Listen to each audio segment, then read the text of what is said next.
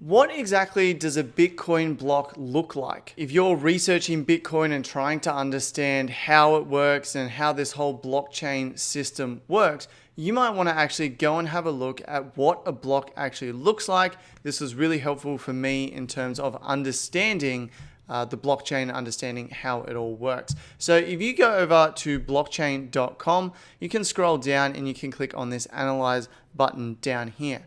Now we can begin to analyze and see the blocks. So you can see the latest blocks that have happened. We can go ahead and click see more, and you can go through basically every block that ever existed. Let's just go ahead and have a look at the latest one. So we'll go ahead and click on this one, which is block 504,435. So what is in this block? So we can see the height. So this is where the block appears in the chain.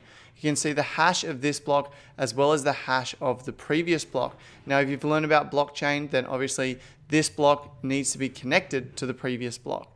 You can see the timestamp that they've given for the block. You can see who relayed it, the difficulty, the bits, the number of transactions. You can see all of this sort of stuff, the Merkle root, the nonce, the block reward they received, as well as the transaction fees that they received. And so that's the summary of the block. If you go ahead and click on the hash, then you can actually dive into the block and you can scroll down and you can see all the transactions in the block. So you can look through this and see all of the transactions. As you can see, there are loads and loads and loads of transactions, over 900 transactions, it's said, in that block. So you can go through and you can look at all of those if you want.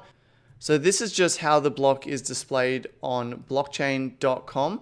So obviously this could be very different in real life, the way that it actually looks, but this is a great user interface to be able to see the block, to be able to see the summary, see the hashes, and to see the transactions. So this kind of gives you a good overview of what a Bitcoin block is.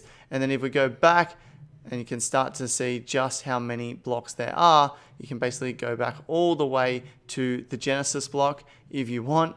So let's go ahead and change this block height to 1, and we'll go ahead and have a look at the Genesis block here. So we can see that the difficulty is only 1.